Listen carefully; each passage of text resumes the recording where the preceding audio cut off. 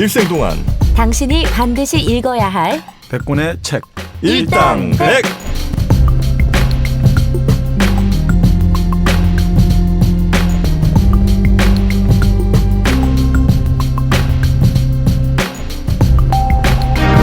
일생 동안 당신이 반드시 읽어야 될 100권의 책 일당백 48번째 시간 2부가 시작됐습니다. 자, 저희가 48번째 책은 우리 한민족이 낳은 최고의 사상가 2명 중 1명 정약용 선생의 이 목민심서를 지금 읽고 있죠. 정약용 선생을 저희가 이제 또 사전 조사를 해보니까 정말 이 뛰어난 위인들 가운데는 아주 드물게 결혼 한 번입니다. 네. 정영진 씨가 제일 싫어하는 거. 저는 솔직히 약간 멸시까지예요. 한 번이면 위인들 가운데는 한 번이 없었어 지금까지. 저 일당백 하면서도 거의 지금 최초인 것 같은데 한 번 결혼하시고 심지어는 부부 사이가 또 좋아요. 네. 60년을 해운내를 치른. 네. 60년을 같이 살았다는 거죠? 그렇죠. 그래서 그 해운내 할 때 시가 있거든요. 네. 그 시 좀 한번 소개 좀 시켜주세요. 한번. 저는 이 부분에 가장 높은 점수를 주고 싶습니다. 네. 결혼 생활을 60년 유지했다라는 것에 대해서 그 어떤 성과와 업적보다 떨어지 지내니까 좀 유주해. 롱디의 힘인가요? 그럴 수도 있겠군요. 그래도 한번 시는 한번 들어봅시다 우리. 네, 그러니까 이게 사실은 음력 2월 22일. 네. 또 이때가 이제 해운대 60주년 딱 그날인데. 투투데이. 네, 그날 근데 잔치는 못 버리고 아침에 이제 눈을 감았죠. 네. 근데 이제 그 사흘 전에 시를 썼어요. 이렇게. 죽기 사흘 전에. 네. 와 대단하다. 60주년을 맞이해서 네. 60년 풍성의 세월 눈 깜짝할 사이 흘러가 복사꽃 활짝 핀 봄 결혼하던 그에 갔네. 살아 이별 죽어 이별이 늙음 재촉했으나 슬픔 짧고 기쁨 길었으니 임금님 은혜 감사해라. 오늘 밤 목난사는 소리 더욱 다정하고 그 옛날 붉은 치마에 유묵 흔적 남아있네. 쪼개졌다 다시 합한 것 그게 바로 우리 운명. 한 상의 표주박 남겨 자손들에게 주노라. 이 해근시라고 해가지고 60주년을 이제 기념하는 시를 이렇게 썼죠. 표주박 하나를 남겨서 자식에게 주노라. 그 쪼개졌다가 다시 합했다. 그렇죠. 다시. 그러니까 본래 결혼이라는 게 우리가 이 우리에서는 이성지합이 만복의 근원이라 두 성이 그죠 남자 여자가 두 성이 합한 게 만복의 근원이다. 모든 복이 여기서 다 나온다. 결혼이야말로 만복의 근원이다. 이렇게 이제 주장하신 거죠. 만복의 근원이라고요? 네. 그래요. 좋게 생각해요. 결혼도. 그래. 생각하기 나름이야. 어차피 제도권 안으로 들어왔는데 어쩔 거야. 그러니까 뭐 일체유심주 아니겠습니까? 다 마음먹기 달렸습니다. 원효대사가 그랬어요. 그렇죠. 해골로 물을 밤에 물고 마실 때는 아주 달콤했는데 네, 맛이야. 아침에. 다음에 일어나서 보니까 해골 바가지가 갑자기 욕지기가 나온다. 그렇죠. 네. 네. 그러니까 결혼 생활도 마음먹기에 따라서 꿀이 될 수 마음이 있습니다. 잘 안 먹어지던데. 억지로. 여러분은 지금 정박, 정민영, 정프로 그리고 마돈이 함께하는 일당백을 듣고 계십니다. 자 이제는 저희가 목민심서를 본격적으로 읽어야 됩니다. 워낙 방대한 양이기 때문에 맞아. 어떻게 소개를 해드려야 될까 좀 걱정입니다. 네. 그래서 뭐 그냥 목민심서가 사실 원본은 48권 16책으로 구성되어 있거든요. 네. 그러니까 우리가 그때 권이라는 것은 하나의 챕터로 네네네. 생각하시고 그리고 지금 이제 번역대에 나와 있는 그 창비사 본도 6권짜리예요. 네. 상당히 방대한데 이걸 다 할 수는 없고 그냥 우리가 그 바로 목민 그 다산 연구에서 정선 목민심서 해가지고 그냥 엑기스 되는 부분을 추출했다. 네, 추출한 곳들을 한번 소설도 목민심서가 있었죠. 그 황인경인가 여성 작가가 10권짜리인가요? 네, 뭐 쓴 것 같습니다. 네. 네. 10권짜리. 네. 사실 좀 다산도 앞으로 다룰 문화 콘텐츠로 다루기 아주 좋은 거죠. 그 일생도 그래요? 그렇고 그 요즘 그래서 나오지 않습니까? 영화도 조선 명탐정 시리즈가 사실 다산 정약용 관련한 그런 그래요? 것들을 좀 모티브로 한 거죠. 근데 이게 왜 조선시대 때 뭐 이런 사극 이런 거 보면은 제 기억에 흥행을 안 해서 그런 건지 정약용에 대한 어떤 발자취를 따라간 그런 사극은 없어. 잘 없었던 것 같은 거야. 바람과 그래서 함께 사라지다. 거기서 꼬마 그거 망했잖아요. 어느 정도 흥행은 됐을걸요? 그래요? 네. 그러니까 이게 뭔가 대박난 뭐 드라마라든지 이게 없으니까 사실 정도전 이름은 같은 너무 이름. 유명한데 그에 대해 잘 모르는 거. 맞아. 어. 정도전, 허준, 그렇죠. 이런 그렇죠. 이순신, 네, 이순신. 네. 정약용이 사상가가 되다 보니까 그리고 이제 결국 그게 유배 가서 결국 18년간 좀 정적인 생활을 하다 보니까 다를 게 없어. 드라마인데 계속 세트가 유배장밖에 안 나오고 그러니까 찍냐고. 연못에서 막 가끔 재밌는 게 이제 뭐 시청률 올라갈 때가 그 빨간 치마 날라올 때 택배 왔습니다. 빨간 치마에 막 흥분하고 이런 거나 시청률 오르지. 그러니까 뭐가 있어. 그게 좀 아쉽네요, 그죠? 네, 드라마화하기가. 극적인 장치가 없구나. 근데 사실 정약용 다산 정약용이 이제 곡산 부사를 하고 네. 지방간 한다든지 이런 거 할 때 그 네. 아주 명재판관 역할을 했거든요. 아주 그러니까 그 판단력이 뛰어나고 그런 것들은 좀 있었죠. 그러니까 그런 것들은 좀 이야기 소재가 될 수 있는데 네. 그게 좀 아쉽죠. 그게 아주 포청천처럼 네. 근데 좀 정약용인데 아니, 이마에 셜록 홈즈. 초생딸 하나 달아갖고. 셜록 홈즈죠, 사실은. 함정의 역할을 그렇습니까? 하는 거죠, 사실. 아. 네. 하여튼 뭐 그런 대중 콘텐츠가 좀 많이 없었던 게 일단 번역도 좀 늦게 됐고 그죠. 그렇죠. 사실 85년에 이게 이제 지금 대중적으로 번역본이 나왔으니까 그 영역본은 2006년인가 5년에 나오고 네네네. 그게 좀 아쉽죠. 네. 자 이제 아마 앞으로 좀 나오겠고. 근데 저는 이 뭐야 화폐에 이나 이황이 있는 것보다 정약용이 있어야 된다고 봐요. 이 이황이 한 게 뭐 있어? 없어. 아 무슨 뭐 주기론 주의론 뭐 이런 거. 5만 원권을 좀 바꿔야 될 것 같은데. 5만 원권도 사실 문제가 많아요. 왜요? 신사임당 뭐 했니? 아들을 낳았잖아요. 아니 야 그러니까 엄마랑 훌륭한 아들을 야, 낳았잖아요. 엄마 아들이 그렇게 집회에 아니 신사임당도 이제 여류 화가로서 아이 유명하죠. 화가 그러지 마세요. 화가 얼마나 많은데. 이거 남녀 대결로 갑니까? 아니 그러니까 그 난 여성이 나오는 건 좋아요. 네. 근데 추천할 만한 사람 그럼 누구예요? 대안이 누굽니까? 여성 중에? 네. 여성 중에 여성 뭐 흔한스런도 있고 여성 독립운동가 누구 하면 나 유관순. 요건 안 먹을 것 같은데. 유관순. 예. 어. 뭐 그래 차라리 유관순이 낫지. 그렇죠. 이건 좀 문제가 있어요. 그리고 저 이황이 나 이게 제일 큰 문제라고 봐. 아. 뭐 했냐고. 이 씨를 좀 싫어하시는 거 아니에요? 자기 와이프가 이 씨거든. 그러면 다 이씨하고 이순신도 이씨지. 그리고 저뭐 세종대왕도 세종대왕도 이씨고. 이씨지. 이씨가 그러네요. 이게 이씨 나라입니까 지금? 세종대왕도 이 씨예요? 야 그럼 전순 씨인데 그러면 이씨 왕조인데. 난 셋인 줄 알았지. 이성계 손자예요. 야 그러면 조선시대 왕은 다 성이 다 다르냐? 세씨, 뭐 정씨, 영씨, 뭐야? 그래서 외자 씨. 이름 짓잖아요. 정조는 이산, 산이라는 이름을. 아 외자로 그래 짓잖아요. 맞아. 네, 아 정도 세종이 이산이었구나. 이동. 이도. 이도죠. 예. 아 그렇구나 이도. 맞아 들어본 것 같아 이제 와서 보니까. 네, 그래서 이씨 왕조 망해야 합니다. 망했어요. 망한 지가 없는데 아직도 남아 있다는 게 문제.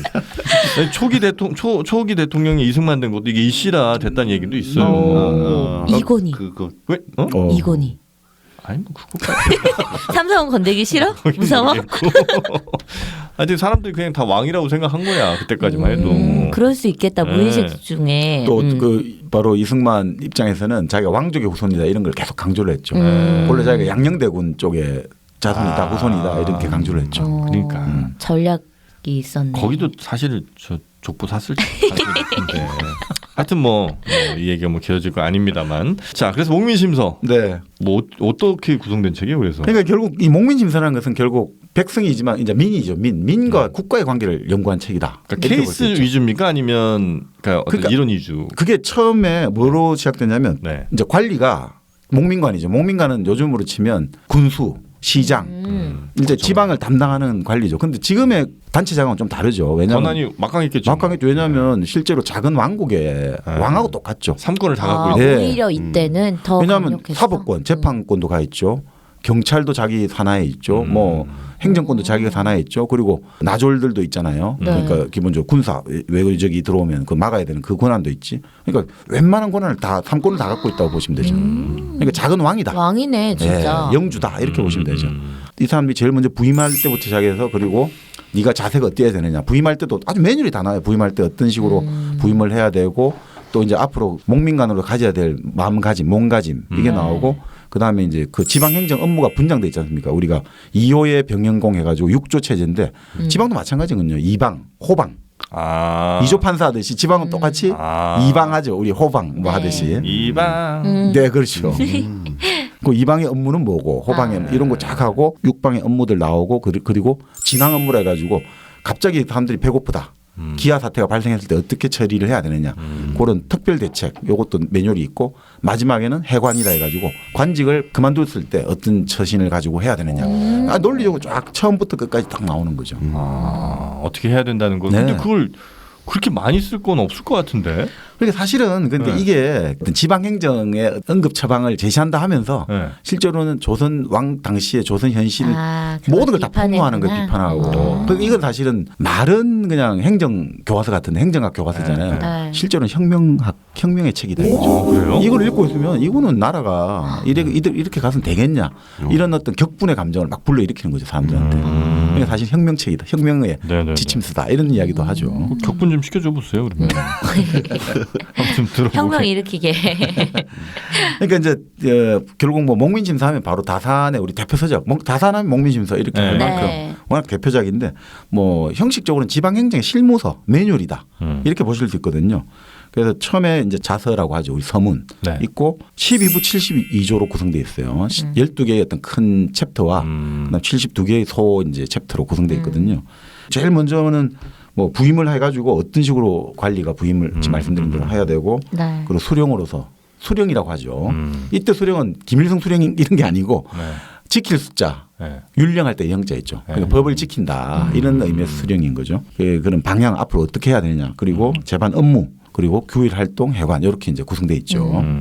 근데 이제 목의 의미는 아까 말씀드린 대로 목이란 게 뭐냐 우리가 생각하는 좀 뭔가 우리가 목자할 때 좀 살펴주고. 양떼들을 돌봐준다 이런 생각 들잖아요. 근데 다산은 그런 의미에서만 쓴 게 아니고 항상 보호 대상 이렇게 생각하는데 그게 아니고 이런 이야기를 해요. 목민을 맡은 자는 네 가지를 두렵다 이거죠. 뭐가 두렵냐면 밑으로 백성이 두렵고 위로 하늘이 두렵고. 그렇죠. 중간에 좀 두려운 게 대성이라 해가지고 우리 사헌부 사관원 하는 관리들 있죠. 그 사람들이 탄핵을 하잖아요. 그러니까 요즘 치면 언론이라든지 수사기관 검찰 뭐 이런 게 되겠죠. 네. 그게 두렵고 더 위로는 조정에서 임명권을 주잖아요. 면직도 시키니까 조정이 두렵고 더 위로는 하늘이 두렵다. 이렇게 하는데 지금까지는 뭐냐면 백성이 두렵다는 말은 없었단 말이죠. 근데 이제 정약용은 당나라 태종이 정관정료라는 책을 지었지 않습니까? 거기 보면 민은 물이고 군주는 배다.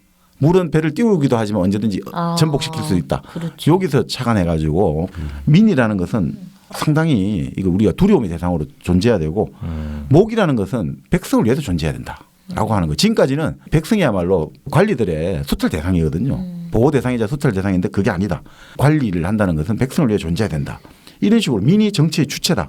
이런 이제 이야기를 이 책을 통해서 보여주고 있는 거죠. 그래서 단순하게 지금까지 목민이라고 할 때 우리가 좀 정약용 선생도 백성을 보호 대상으로 보지 않느냐 전혀 그렇지 않습니다. 책은 목민인데 전혀 그렇지 않습니다. 네. 예. 그래서 결국 이제 아까 말씀드린 대로 뭐 목민이라는 것들은 이제 하나의 어떤 서양에서는 종교인데 동양에서는 정치가 되었고 그래서 결국 혁명하고 싶다고요 우리. 그래서 혁명하게 도와줘서. 자 그러면 구체적으로 한번 들어가 보시면 목민심서 자서에 이제 그런 목의 의미를 설명하고 일부가 부임 6조죠. 부임할 때 어떻게 해야 되느냐. 그 6개의 세목이 있어요. 첫 번째 딱 이런 이야기를 해요. 다른 벼슬은 스스로 구해도 좋은데 네. 절대 목민의 벼슬은 구하면 안 된다라고는. 목민 벼슬은 구하면 안 된다라고. 구하면 안 된다? 예. 그러니까 내가 구직 활동하듯이 네. 나 지금 부모를 봉양해야 되는데 먹고 살 게 없으니까 벼슬을 주시오. 그 다른 벼슬은 그렇게 해도 되는데 목민은 절대 그렇게 하면 안 된다는 왜? 거죠. 왜냐니까 목민과는 작은 왕과 같다 이거죠. 만기를 칠람해야 되고 만백성을 다스려야 되는데 그거를 함부로 잘못 해갖고 일 망치면 영양도 안 되는 너가 자질도 안 되는 너가 했다가는 만백성을 괴롭히니까 그 재앙이 후손에게 미친다. 그러니까 함부로 이걸 구하지 마라.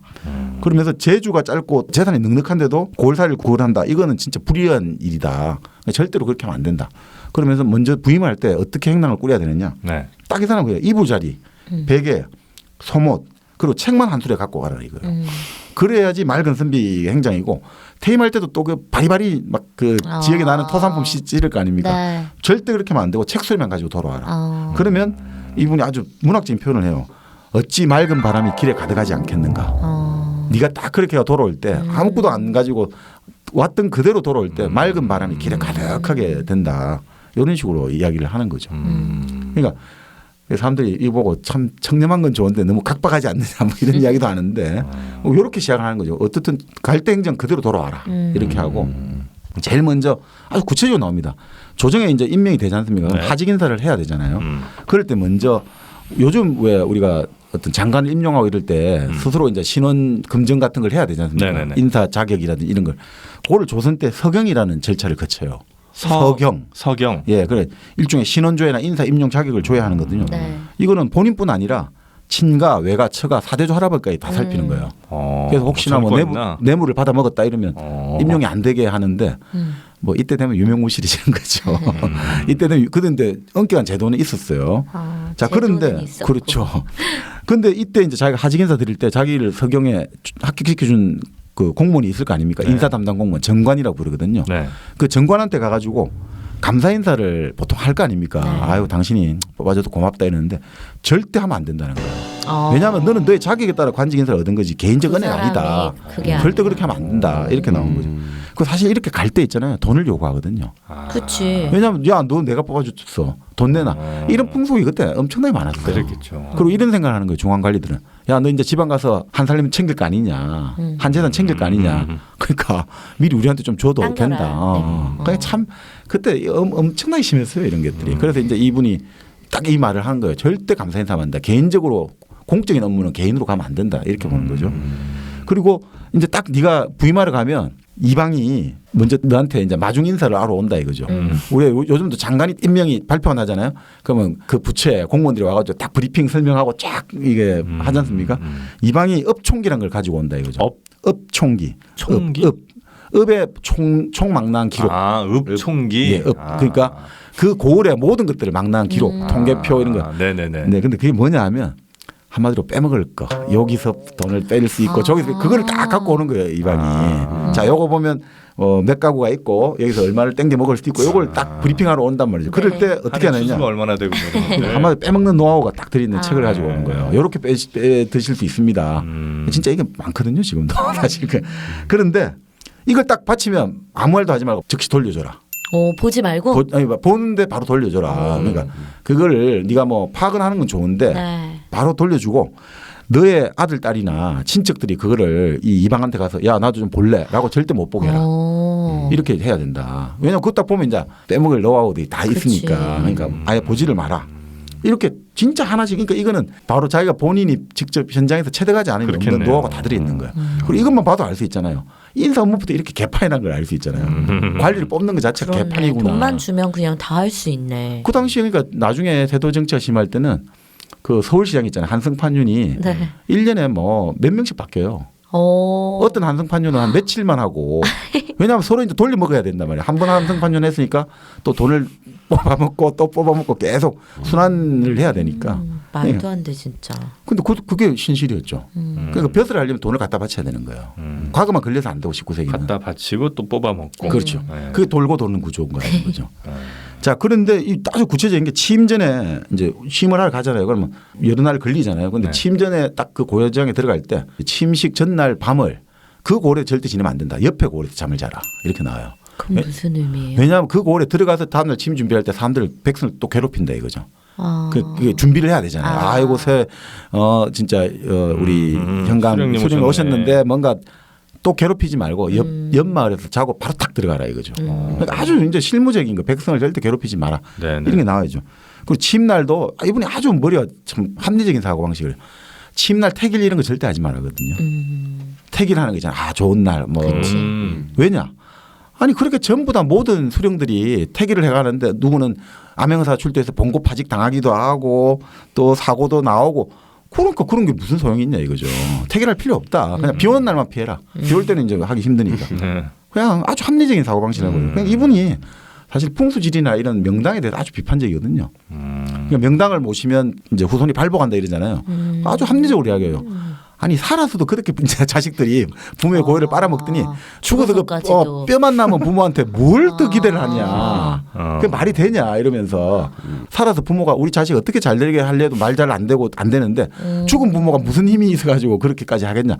조목조목 이제 예를 들어가지고 비판을 하시죠. 진짜 합리적이다. 아주 그러니까 과학적인 사고 방식을 가지고 있죠. 그러니까 분수에 밝고 아주 소장 이 사물의 어떤 이치 아주 정밀하신 분이죠.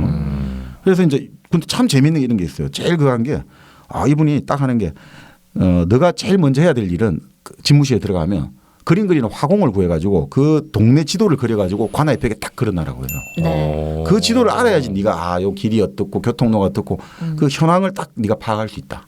항상 지도를 딱 그려놔라. 그리고 요즘 우리도 왜 아이들한테 방에 항상 한국 지도, 세계 지도를 걸쳐놓는 게 좋거든요. 그걸 보다 항상 감을 가져야 돼요. 이 공간적 감각을.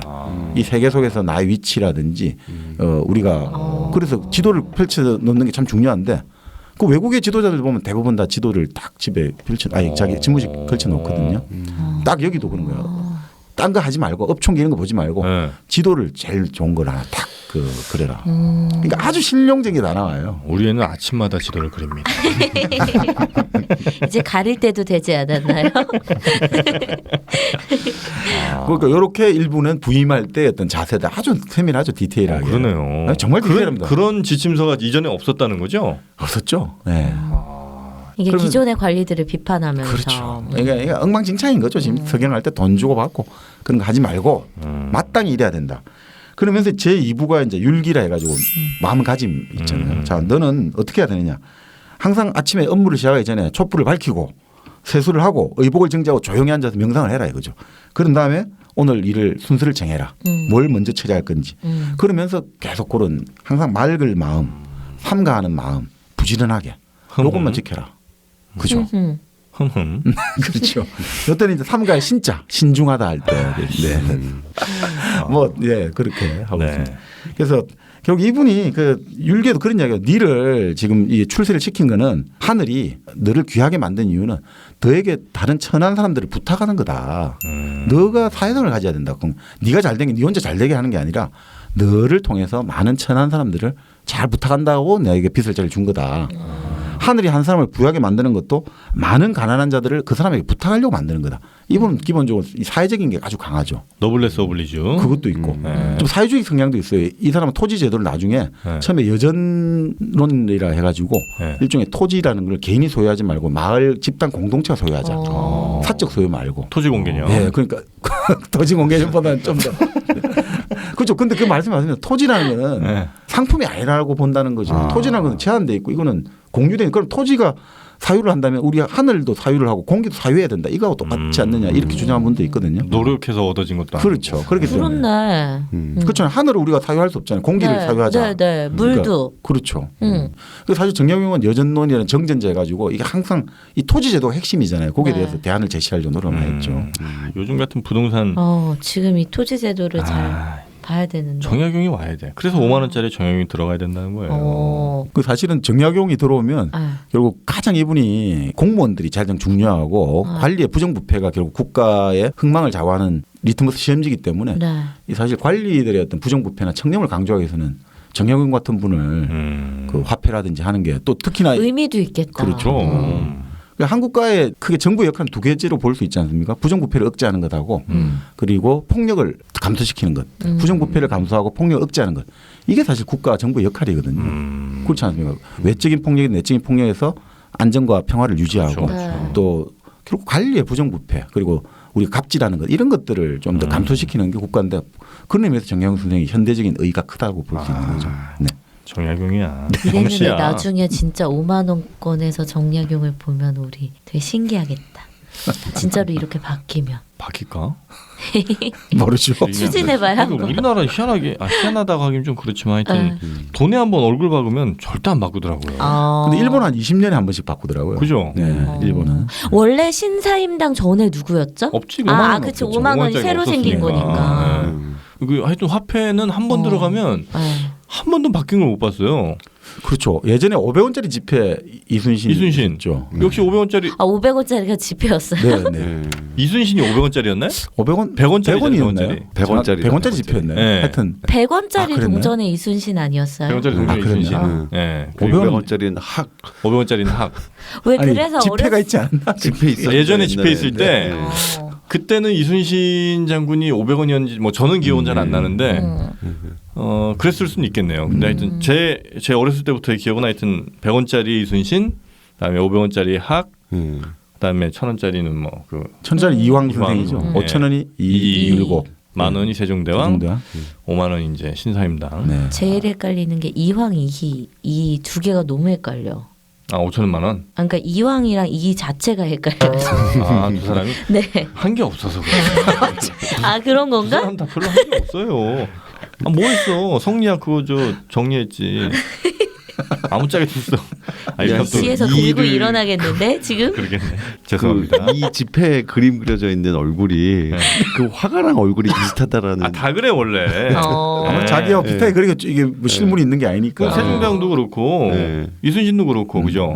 그 또 하필이면 또 마침 그걸 그린 사람이 뭐 확실치는 않지만 하여튼 친일 있어요? 논란이 또 있어요. 네. 100원 동전의 이순신 표준형성을 그린 화가는 월전 장우성 씨입니다. 1000원권 지폐의 이황의 표준형성은 한초 이우테스가 그렸습니다. 5,000원권의 이이, 5만원권의 신사임당의 표준형정은 일랑이종상 씨가 그렸으며 만원권 지폐의 세종대왕 표준형정은 운보 김기창 씨가 그렸습니다. 이들 중 장우성, 김기창은 제1인명사전에 올랐습니다. 자 결국 뭐 이렇게 뭐 마음가짐을 네. 항상 이제 그렇게 가져라 네. 이렇게 하면서 이 재밌는 대목이 있어요. 술을 끊고 여색을 멀리하고 노래와 음악을 물리치고 그렇게 살아야 된다.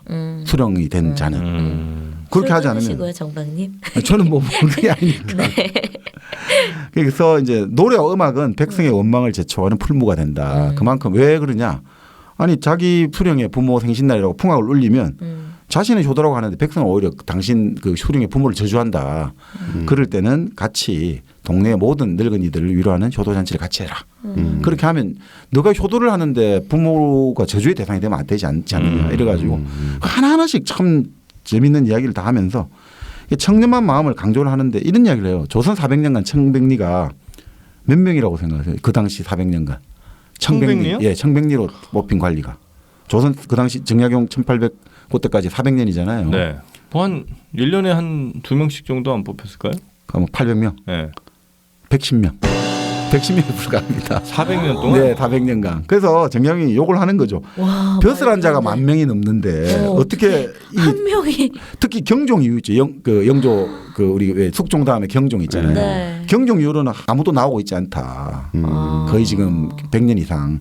그러니까 이건 사대부의 수치가 아니냐. 네. 본래 사대부의 사자가 선비 사자도 있지만 봉사할 때 사자도 의미가 있는데 이게 지금 뭐 하는 거냐. 그러면서 이분이 청렴한 관리의 3등급을 보여줘요. 본 것만 먹고 절대 다른 건 안 먹는다. 이런 거는 1등 관리. 본 것만 먹는다. 봉급만 먹고. 봉급만 먹는다. 네. 아. 그리고 봉급도 먹지만 명분이 바른 거는 먹는다.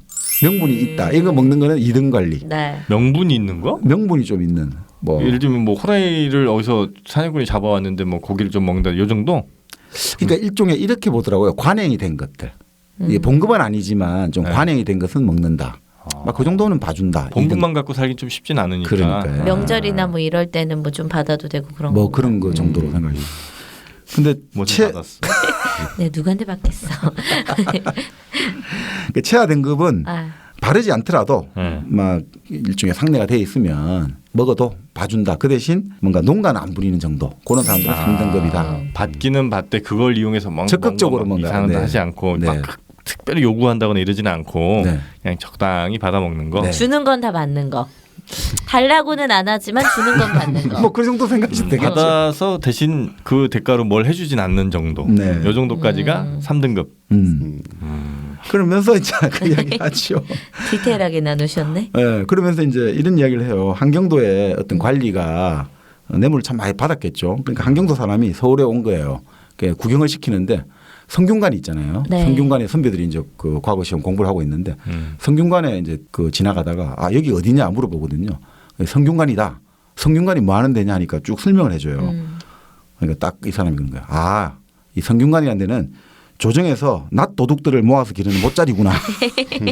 여기는 낮 도둑이라고 부르더라고. 낮에 도둑은 원래 밤에 가야 되는데 네. 얘들은 낮에 강탈해 가니까 낮 도둑이다. 낮도둑이다. 우리가 쓰는 말 있죠. 허가낸 도둑 이런 말 쓰잖아요. 뭐 면허증 갖고 있고 막 그 하는 사람들을 요즘 용어로 치면 허가낸 도둑이라는데 여기는 낮 도둑이라고 불러. 낮 도둑 모아 기르는 못자리구나. 그 정도로 지금 이렇게 조심을 안 하고 있다 이렇게 나오는 거죠. 그렇지만 너무 과격하게 각박하게 하면 안 된다. 인정에 좀 맞게는 해야 된다. 그래서 이런 이야기를 하거든요. 상관이 탐욕스러우면 백성이 살 길은 있다. 관리가 탐욕스러우면 백성이 살 길이 있는데 청렴하면서 각박하면 살 길이 막힌다. 조금 좀 의외죠. 그죠? 청렴해서 너무 각박하면 안 된다.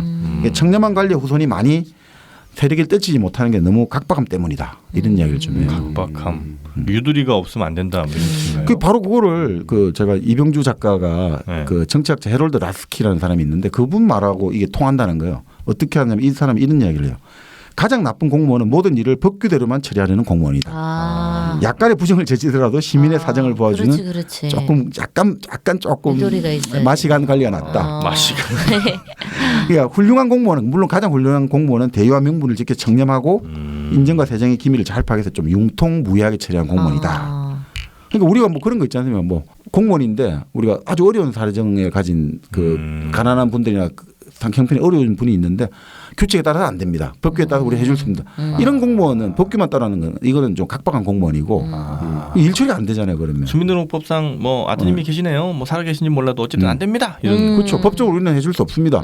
그런데 최대한 그걸 가지고 어떻든 이 사람의 어려운 사정을 가지고 살게 만들어줘야 되잖아요. 네. 근데 나는 법으로만 할 거야. 그러면 공무원이 필요가 없죠. 기계로 하면 되는 거죠. 그렇지. 그러니까 약간 이거는 좀 오해의 소진이 있는데 당시 정약용 시대에서 그러니까 청렴하되 너무 각박하면 안 된다. 이게 참 어려운 말인 것 같아요. 그러니까 각박하지 말라는 게 백성들한테 각박하지 말라는 얘기겠죠. 뭐 그렇겠죠. 예를 들면 그 말이겠죠. 탐관오리들한테 네. 각박하지 말라는 얘기보다는 그렇게 해석하는 제가 좀 괜찮겠죠. 맞습니다. 바로 그래서 그 뒤에 정약용이 그렇게 해석하고 있습니다.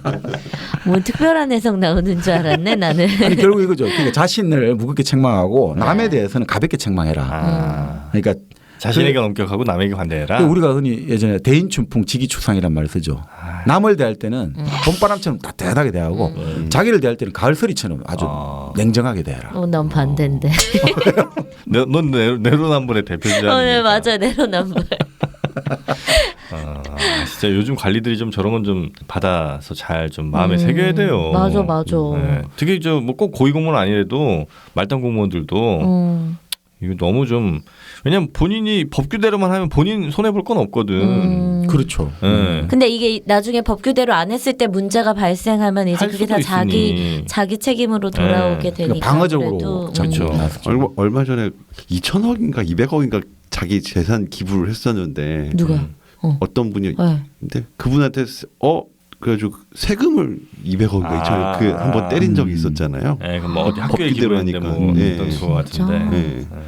아주 여론이 안 좋아가지고 그 다시 뭐 어떻게 됐던 것 같긴 한데. 뭐 그런 사건들이 좀 있죠. 예전에 어떤 분이 기부를 많이 했는데 학교에 그 학교가 자기는 도서관이라든지 장학금조로 기부했더니 그거를 건물 짓는 데 쓰니까 기부를 취소하겠다가 소송이 이제 붙었거든요. 그래서 결국 대법에서 학교 손을 들어줬어요. 일단 기부한 이상 그 그렇지. 약속은 이행돼야 되고 그거는 용처를 가지고 기부를 취소한다는 거는 허용이 안 된다 됐지만 그 사실 그 입장에서는 답답할 거 아닙니까? 평생 재산을 몇백억을 보냈는데 엉뚱하게 건물이나 짓고 하니까 본인 입장에서는 이건 말이 안 된다 했는데. 사학재단 배불리는 일만 하는 거니까. 기부는 하면 안 되겠다. 아니 그건 아니고 그러니까 저렇게 돼버린다. 이거 잘못하면 그죠. 기부를 하면 이렇게 되니까. 기부한 사람이 기분 나쁘면 안 돼요. 그러니까 법대로만 하면 정말. 네. 그래서 결국 이제 그렇게 하면서 이제 결국 관리는 전용, 섬섬이를 전략해야 된다. 이런 이야기를 계속 하는 거죠. 근데 이제 그런 여유 정도는 있는 게 좋을 것 같아요. 그러니까 관리라도 네. 예를 들어서 누군가 하급 관리나 아니면 뭐 저 멀리서 여기 1kg 커피 한번 드셔보세요. 이렇게 이제 찾아왔을 때 네. 그 정도 커피 한 잔 정도 즐길 여유는 있어야 된다. 그렇지. 아마 이게 정약용 선생의 뜻이 아닌가 싶습니다. 커피가 없으면 각박하죠. 너무 각박해. 커피 한잔 하면서 아침에 이런저런 얘기하고. 자, 커피는 근데 예전에는 진짜 그 점심 먹고 한 잔 정도만 먹었었던 것 같은데 요즘은 아침, 점심, 저녁 때가 없는 것 같아요. 맞아. 일단 뭔가를 먹고 나서 커피를 안 마시면은 되게 허전한 느낌? 커피 먹어야 좀 깔끔한 느낌. 응. 국민 음료가 됐습니다. 네. 아침에 정신 번쩍 들게도 해주는 거 같고. 맞아. 저녁에도 뭔가 이렇게 좀 생각할 때 좀 깊게 생각하는데 좀 사색하는데 도움 좀 되는 것 같고. 그렇죠. 그러니까 근대 민주주의를 만든 게 바로 네. 커피 하우스다. 이런 이야기 있지 않습니까? 유럽에서 그 커피 하우스가 보급되면서 거기서 사람들이 모여가지고 담소를 나누고 대화를 하고 토론을 하면서 네. 바로 이제 근대 민주주의 혁명들 그리고 근대 여러 가지 문화들이 네. 거기서 나왔다. 이런 이야기도 있죠. 그 북한에도 동네마다 1kg 커피를 뿌려야 되는데 그러면 북한까지 나아갑니까? 바로 민주화 됩니다. 예. 자, 북한의 민주화를 위해서 여러분 1kg 커피 한 번씩 드셔도 좋을 것 같고요. 정말 좋은 원두로만 여러분께 잘 로스팅해서 보내드립니다. 또 드립백 형태로 여러분께 보내드리면 또 언제나 드립 커피를 집에서도 편안히 즐기실 수 있다는 거죠. 네. 좋은 일 또 하시는 거 알려주셔야죠. 네, 행사가 있습니다.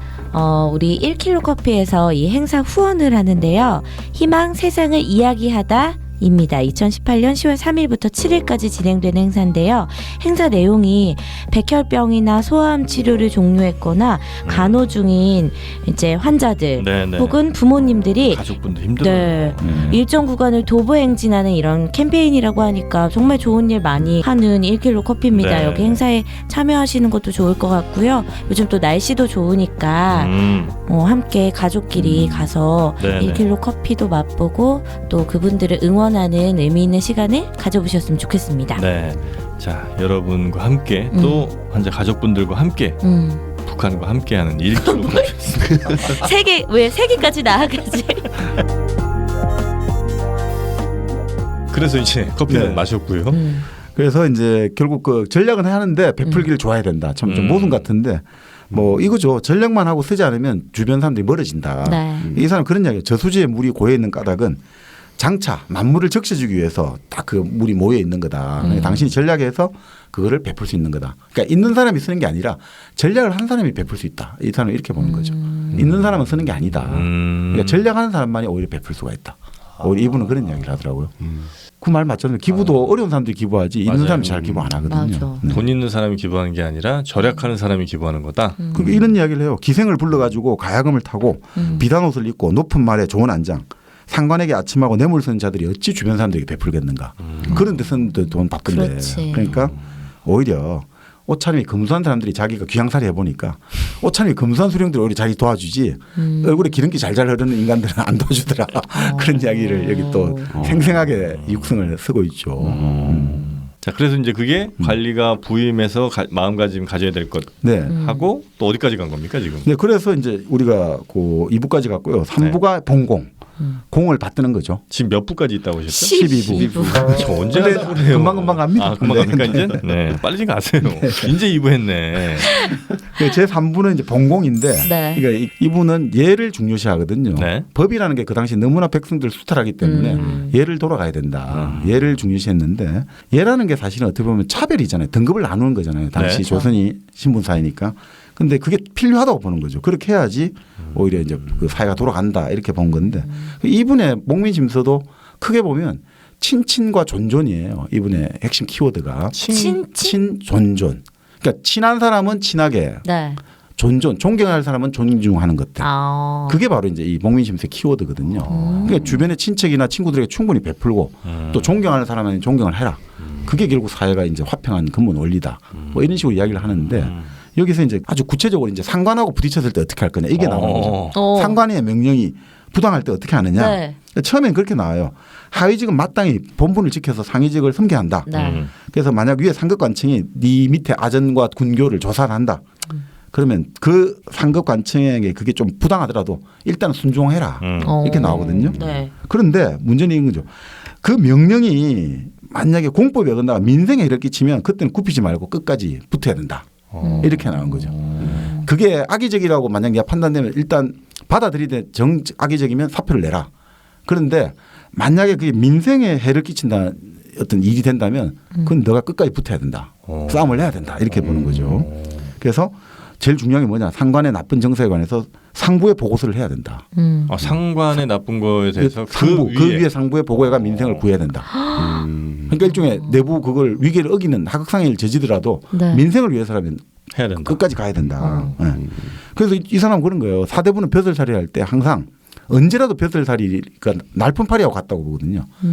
그날 아침에 벼슬살이 받고 저녁에 잘릴 수 있다 이런 생각을 가져야 된다는 거죠. 벼슬하는 사대부는 항상 벽에다가 버릴 기자를 써놓고 아침 저녁으로 봐야 된다 이렇게. 그래요. 언제든지 이 벼슬살이 버릴 수 있다. 그렇게 하지 않으면 네. 너가 안 된다 이거죠. 그리고 언제 그런 벼슬을 버려야 되느냐. 뭐 다 버려야 되는데 네가 행동하는데 장애가 있거나 마음에 거슬리는 일이 있거나 상관이 무례하거나 내 뜻이 행해지지 않으면 언제든지 벼슬을 버려야 된다. 그러니까 다 버리는 거죠. 그래서- 사표를 내야 된다 이건데. 네. 그래서 아침까지 KBS 있다가 저녁에 청와대 가신 분이 있어요. 다 버릴 기자. 네. 언제든 버릴 준비가 돼 있었던 분이지. 벼슬은 안 버리겠죠. 그죠? 벼슬은 안 버리고. 그렇죠. 네. 네. 그렇게 상관의 부당한 명령이라도 가능한 일단은 따르되 그렇죠. 민생에 관련해서는 언제든지 끝까지 붙어야 된다. 붙어야 된다. 사표를 한 번 내도 안 된다. 붙어야 된다 이거죠. 그래서 민생을 구해야 된다. 그리고 언제든지 버릴 수 있다는 느낌을 줘야지 너 위에 상급 감사고 함부로 너를 만만하게 못 본다. 그러니까 네가 만약에 그게 벼슬살이 연연하면 업신여기고 계속해서 너를 쪼아야 된다. 이렇게 하는 거죠. 그건 세상 이치. 맞아. 회사 다닐 때도 마찬가지인 것 같아. 조금 여기에 충성할 것 같이 하면 그렇지. 우습게 봐. 맞아. 그렇죠. 근데 언제든지 나는 여기 연연하지 않는다. 이런 사람은 좀 두려워한다 이거죠. 맞아요. 같이 동기의진할 수 있잖아요. 같이 죽자. 같이 그거 할 수 있으니까 오히려. 자폭. 근데 이 재밌는 말씀이에요. 근데 만약에 네가 사직을 할 때도 네. 말씨는 온건하고 겸손하고 울분을 털 것만큼도 터뜨리지 않아야지 예에 맞다. 그러니까 우리 생각에는 오히려 면상에 그냥 감정적으로 하면 안 된다는 절대 안 거지. 된다는 거죠. 그러면 오히려 너는 예에 어긋나고 그 예에 어긋난다는 건 주변의 인정과 평판을 받지 못한다. 그러니까 오히려 더 온건하고.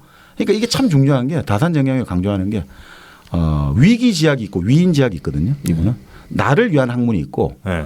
위인지약 남을 다스린 학문이 있어요. 그러니까 위기지약은 뭐냐면 결국은 나를 위하니까 옛날 고전들이 있지 않습니까? 이런 걸 연구하고 이런 거는 내 마음을 다스리는 거예요. 이게 가장 중요한 본체라고 보는 거예요. 본체. 그리고 결국은 남을 다스리는 학문 수령으로서 이거는 위인지약이죠. 네. 목민심에서 위인지약인데 이거는 뭐냐면 용인 거죠. 어떻게 보면 본체는 아니고 말단의 용이지만 이게 결국은 치국평천화가 되는 거죠. 이 세상을 다스리는 학문이죠. 그러니까 사실 목민심서 이걸 하기 위해서라도 너가 항상 위기를 내를 다스려야 되는 거죠. 그렇게 해야지 이걸 잘 다스릴 수 있다 이런 거죠. 그러니까 회사 그만둘 때도 기분이 안 좋다고 부장한테 뭐 집어던지고 나오면 그쪽 업계에서 다시는 일을 못할 수도 있어요. 맞아. 항상 깔끔하게 그렇죠.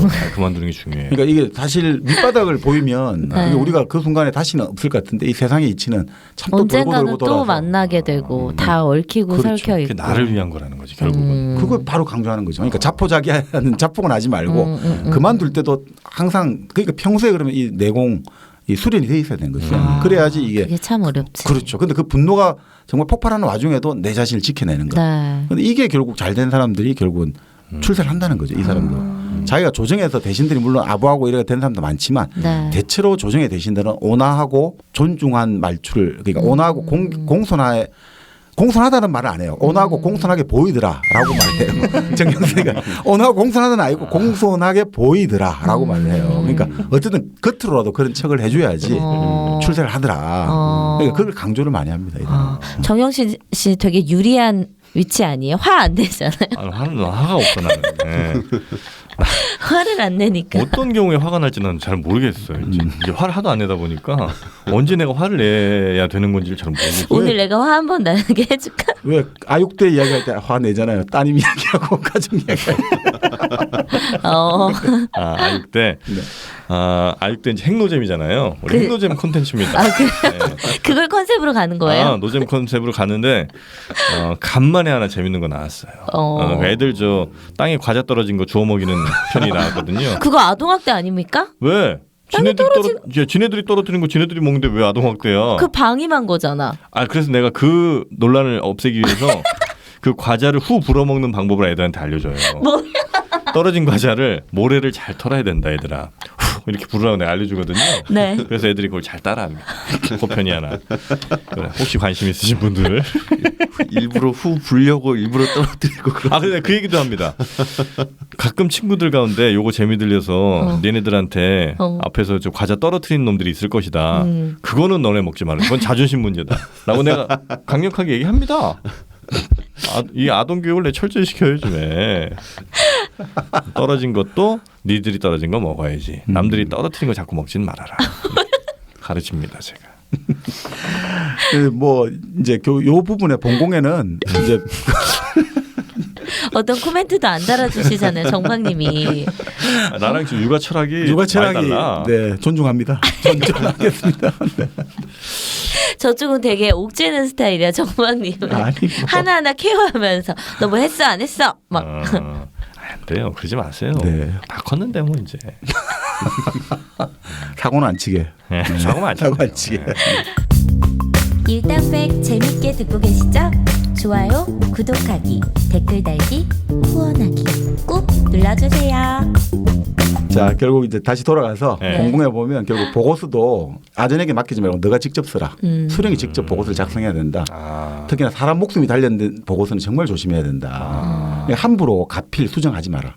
이게 나중에 위험할 수 있다. 그냥 사인만 이렇게 해서 그건 큰일 난다 이런 거죠. 그렇죠. 그리고 도적이라든지 큰 관련돼가 탐문조사 이런 것들이 정보가 새어나갈 수 있으니까 봉함을 철저해야 된다. 큰 도적들은 뭐 아전이라든지 이쪽 나조력에도 다 자기 스파이를 넣을 수 있으니까 이게 새어나갈 수 있다. 그러니까 항상 조심해라. 진짜 아주 디테일합니다. 네. 결국 이렇게 이제 봉공이 나오는데 이게 참 재밌는 게 하나 있어요. 네. 당시에 표류선들이 좀 왔나 봐요. 그 외국 서양에서? 예, 서양 선박들이 표류를. 그 표류선 조사할 때 어떤 원칙도 딱 설명하고 있어요. 그래요? 네. 거기서 뭔가 막 되게 신기한 물건들 많이 나오고 그렇죠. 그러니까 이런 거죠. 첫 번째는 외국인과 예의를 지켜라. 네. 큰 손님 대하듯이 예의를 좀 지켜라. 오. 두 번째가 재밌어요. 우리 그 당시 국법에 표류선에 나오는 어떤 책이라든지 문서들 있잖아요. 그걸 네. 전부 다 발견하면 그 당시 고을 수령들이 그 초록을 어브스트랙트 하는 거 있죠. 초록 요약을 해가지고 보고를 해야 되거든요. 그거 어떻게 알아? 그 너무 이게 많고 이러면 네. 힘들잖아요. 그리고 네. 몇 가지만 골라 했다가 또 나중에 소문나면 안 되니까 어떻게 하냐면 그냥 다 불태워버리는 거야. 묻어버리든지 불태워버리든지. 모르니까. 모르게 아이가 뭐 없었다. 일이 많아지니까 절대 그렇게 하면 안 된다. 이거 완전 야만인의 나라를 든다. 정 그렇게 되면 그냥 너무 많아가지고 지금 초록을 못하니 책 이름만 적어서 보고하겠습니다. 이런 식으로 해라. 왜 그 귀한 불태우냐. 책들을 불태우든지 묻어버리냐. 그때 그런 게 그런 일이 많았대요. 있었던데. 네. 그만큼 이 행정이 고식적이고 탁상 행정이었다는 거겠죠. 뒷돈 먹는 생각에 바쁜 사람들이 그거 언제 쓰고 있어? 그렇겠죠. 그 특히 더 재밌는 게 나와요. 표류선을 조사할 때 이제 네. 이 섬마을에 섬에 보통 표류하지 않습니까? 네. 관료 아전들이 중앙에서 파견돼 가지고 조사를 할 때 섬 사람들이 어떻게 되냐면 그 섬 사람들이 뒷수발을 다 해야 되는 거예요. 그러니까 섬 사람들이 어떻게 하냐면 관리들이 와서 우리를 완전히 메뚜기 논 훑어내듯이 다 자기들을 한 토색질을 해가지고 자기들이 다 묵고 살기 힘들어지니까 표류선이 난파하잖아요. 그걸 다 불태워버리든가 죽여버리든가 아니면 침몰한 거 가만히 보고 있는 거예요. 건져놓으면 골 아파지니까. 그러니까 이래서는 안 된다. 이 외국의 나라들이 아니면 우리를 진짜 식인종들로 알지 않겠나. 인육을 먹는 나라. 그러니까 관리들이 그게 다 아전을 단속을 못해서 그런 거다. 그러니까 제발 좀 그렇게 하지 마라. 그러니까 이 정도로 심했다는 거예요. 아니 그 표류선 해가 조사를 하러 나온 관리들이 그 섬마을을 완전히 다 그냥 한마디로 막 나라 한 톨 남기지 않고 다 뜯어먹는다는 거죠.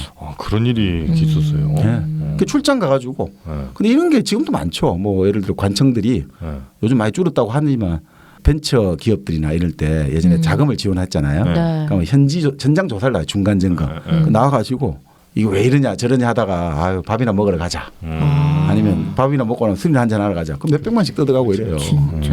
아, 요즘 많이 줄었지만 불과 뭐 한 얼마 전만 해도. 맞아요. 그러니까 지금하고 똑같은 거죠. 그냥 한번 나오면 뜯긴다 생각하니까 똑같은 거죠. 그러니까 아예 없었던 몇 거죠. 년 전에는 뭐 룸사롱 접대받고 그랬는데 이제 그냥 딱 돈으로 달라고 그런대요. 대놓고.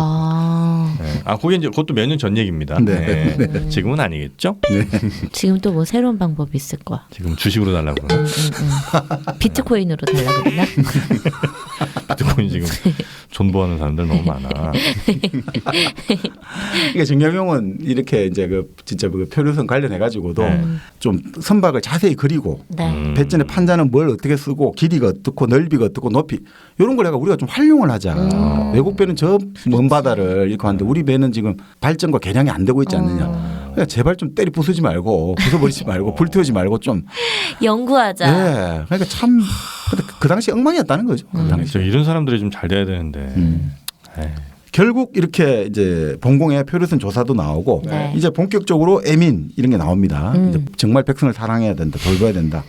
그 이분이 그런 이야기를 해요. 혼인을 권장하는 것도 수령의 임무라는 거예요. 혼인을 권장하는 혼인을 거? 권장해야 된다는 거죠. 이때도 뭐 저출산 문제가 야, 설마 있었나? 그럴 리가 있니?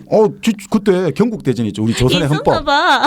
헌법에 사대부 집안의 딸이 서른이 네. 가까운데 시집을 못 가잖아요. 아. 그럼 예조 판사가 왕에게 아뢰 가지고 서른이면. 그 돈을 주는 거예요. 자원과 재물을 빨리 시집 보내라고 어. 주고 그 아버지는 중재로 다스린대요. 아직까지 딸을 시집 못 보냈다고. 웃기죠. 진짜 그랬다는 거예요. 그러니까 혼인을 권장하는 것도 수령의 큰 임무다. 그래서 관에서 혼수비를 제공해줘라. 혼수에 돈이 모자라면. 그 정도로? 네. 이 사람이 그런 이야기를 잘 풀리지 않는 세상사 가운데 남녀가 혼기를 놓치는 것보다 딱한 일은 없다. 이 서로 많이 이 사랑을 하고 혼인을 내가 자식을 낳아야지 이 사회가 돌아가는데 지금 저출산되고 이러면 나라 망한다. 딱 지금하고 똑같죠. 그래서 이 사람은 진보적으로 과부의 개가도 주장하는 거예요.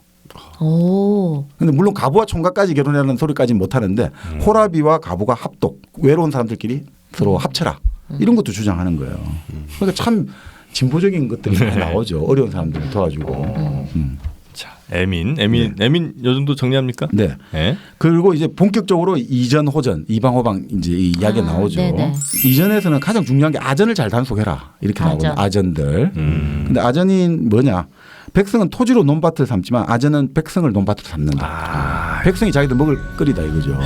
그러니까 말이다. 그렇죠. 백성을 네. 논밭으로 삼는다. 근데 물론 아전만은 문제는 아니겠죠. 네. 결국 수령하고 짝짝꿍을 야합을 하니까 그렇죠. 아전을 시키고 여기서 대놓고 수령 욕을 할 수 없잖아요. 그래서 아전이 문제야라고 할 수도 있는 거죠. 결국 아전을 방조하는 거는 수령이잖아요.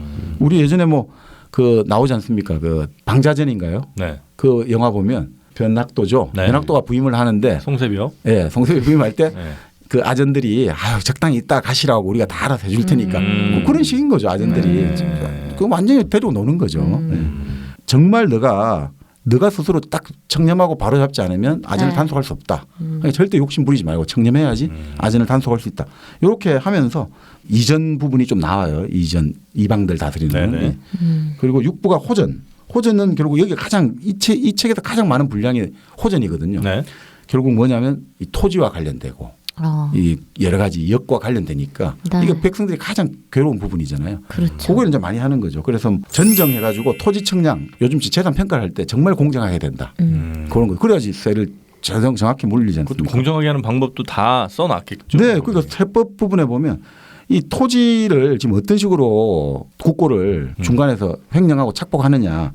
나주의 아재는 토지의 어떤 등급에 따라 가지고 18만 마리의 살을 징수를 해야 되는데 호주에는 13만 마리를 징수했다 그래 가지고 1년에 4만 마리씩을 해먹는다. 이런 국고 손실 이게 왜 되느냐. 그 황곡 있지 않습니까? 네. 춘궁기에 빌려주고 마을에 팔리는. 네. 이럴 때 제대로 그걸 가지고 많이 해먹잖아요. 그렇죠. 좋은 살을 다 가져가고 나쁜 살을 주기도 하고 안 줬는데도 줬다 그러고 그렇게 하니까 이 대놓고 이야기해요. 지금 백성이 죽고 나라가 망할 지경이다. 이 황곡이 엉망이 돼가지고 그러니까 애초부터 이 황곡에 왜 관리가 개입하느냐 이거예요. 관리가 개입하기 때문에 이 사단이 한다. 마을이 자체적으로 이걸 서로 간에 이 공동으로 마을이 가지고 서로 마을 주민들이 자체적으로 서로 나눠줘야지 네. 이 문제가 발생하는데 관이 개입하니까 결국은 이 관에서 해먹으려고 이게 큰 폐단이 여기서 났다. 이런 식으로 하는 거죠. 네네네. 호적 부분에는 네. 당시에 통계를 왜곡해가지고 이제 결국 가구가 많아지면 어떻게 되죠? 이제 거기서 뽑아낼 세금이 많아지잖아요. 네. 그러니까 백성들한테 가서 위협을 하는 거예요. 뭐라고? 이 가구 이 마을이 20가구인데 우리 30가구로 이제 우리 넣겠다고. 그러면 이제 또 백성들이 돈을 갖다 바쳐야 되잖아요. 30가구 돼버리면 돈이 너무 많이 세금 뜯기니까 차라리 거기서 차라리 절반 정도를 아예 이 담당 관리한테 뇌물을 바치는 거예요. 그럼 담당 관리는 대놓고 하는 거예요. 야, 이번에 너희들 하는 집 보니까 안 되겠다. 내가 한 100가구 정도로 올려야겠다. 이런 식으로 해서 돈을 전부 수급하는 거예요. 그래서 이 통계조사할 때 가장 최고의 요직이 바로 호적이다. 이게 완전히 물 좋은 보직이라는 그렇네. 거예요. 돈을 많이 해먹으니까. 그러니까 이 조선의 관리가 얼마나 타락했는가가 이 부분에 보면 다 나오거든요. 네. 뭐 수령도 이렇게 하는 거예요. 창고 조사를 안 하고 나눠 먹기도 하고 나눠주지도 않고서 나눠준 것처럼 해서 자기 관청의 양곡을 돈 받고 팔아먹기를 하지를 않나.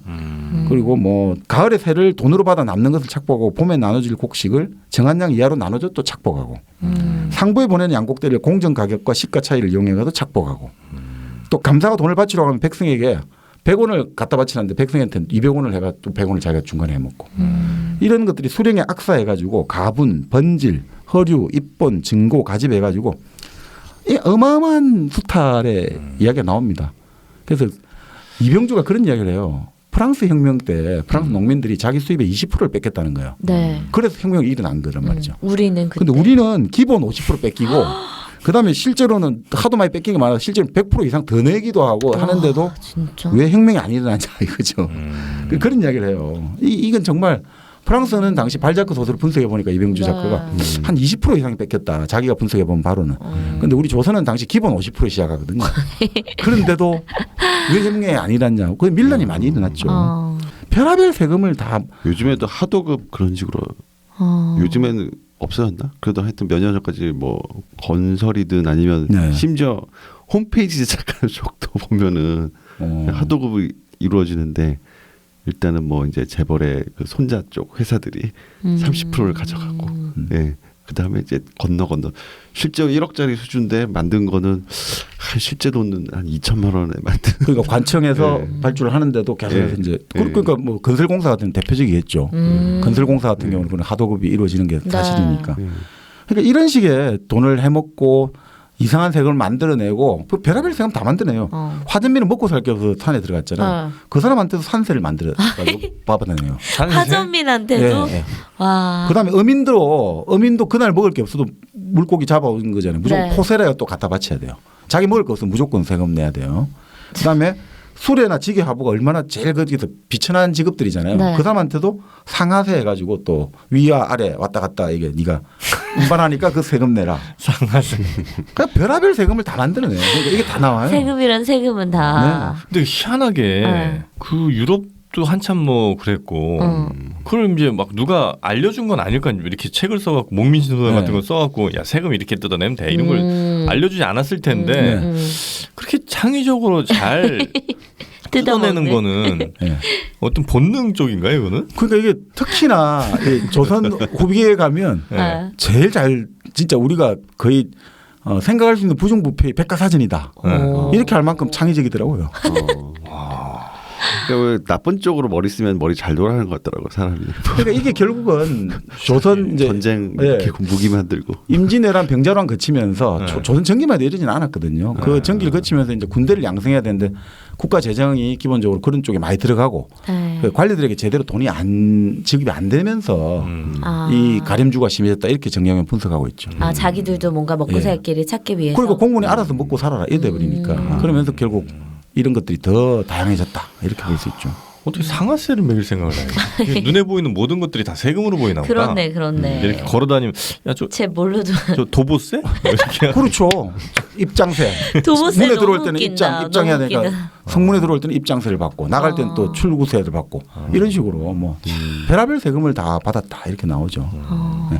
근데 가장 그한 거는 병전에 보면 이게 진짜 나오죠. 백골징포 항구첨장이가 태어난 애도 군역에 올려가지고 징수를 하고 죽은 할아버지도 계속해서 이제 세금을 내는 거예요. 죽었는데도 근데 더 좋아했어요.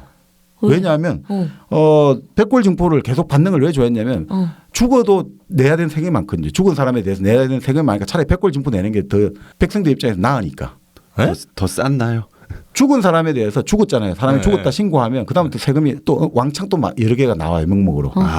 그러니까 차라리 백골징포래가 살아있는 것처럼 해서 세금 내는 게 더 싸게 먹힌다는 거죠. 와. 그 정도로 심했어요 이게. 그래서 황구첨정 같은 경우는 그래서 정약용이 애질량이라는 시도 쓰죠.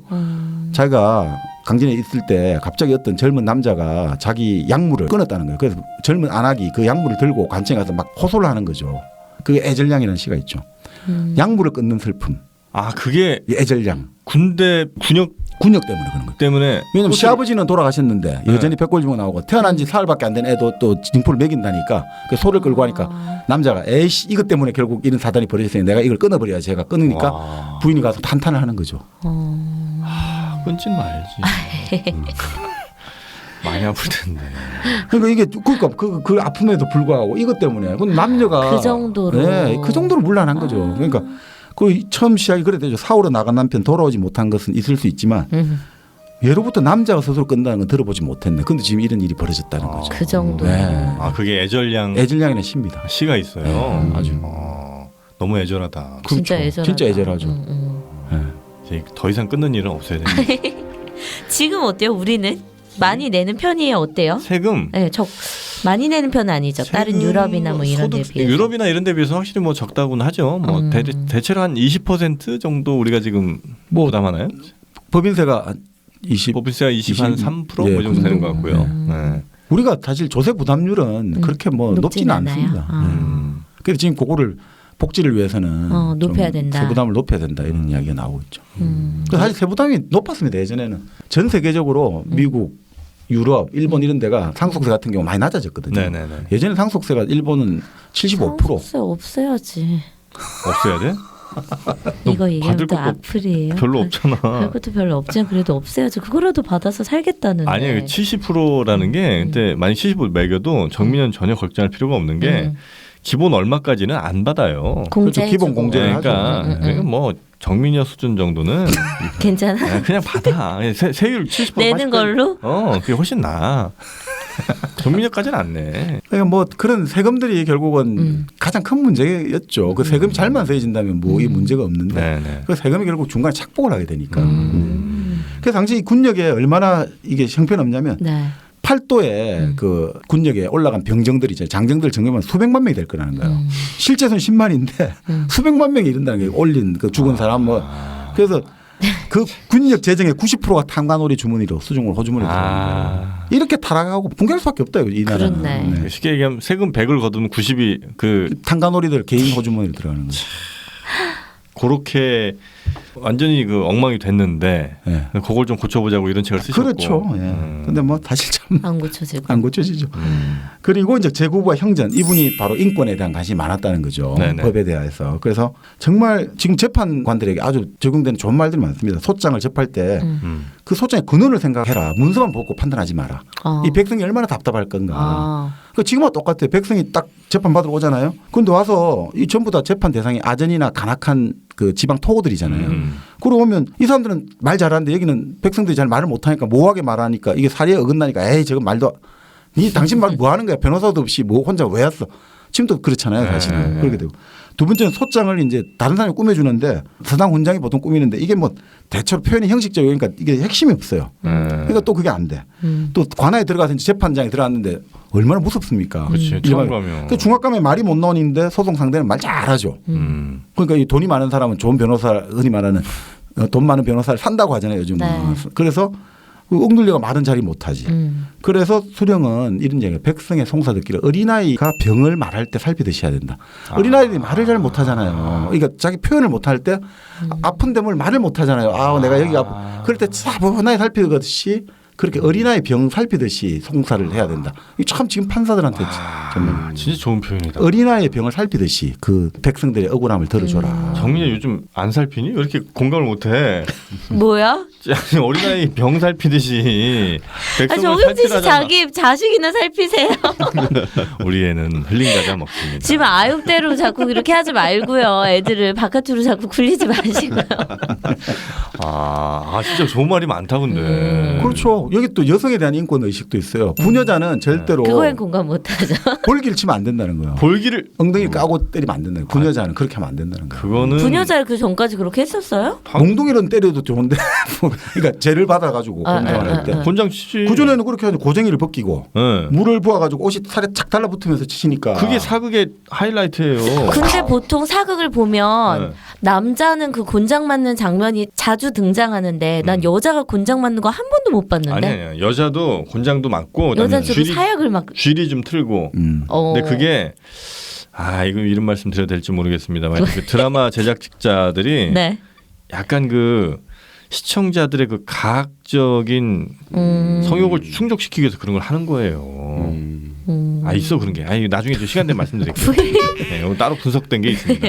그러니까 뭐 이 부인의 범죄는 네. 간음죄나 사형죄를 제외하고 나머지 전부 남편의 책임이다.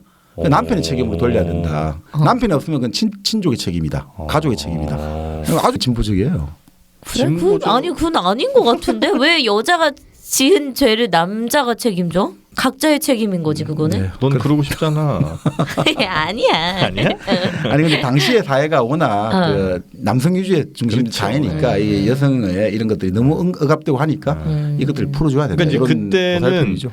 남자 위주인데 여자가 잘못하면 또 잘못은 여자한테 또 물었단 말이에요 책임을. 근데 그러진 말으라는 거지. 그러니까 그렇죠. 권리를 이만큼 가져가면 책임도 가져가라는 거가 아마 이 목민심서에 오늘 나 괜찮은데? 나 정약용이랑 많이 좀 통하는데?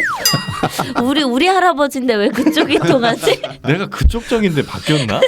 한번 좀 잘 찾아봐. 아닐 수도 있어.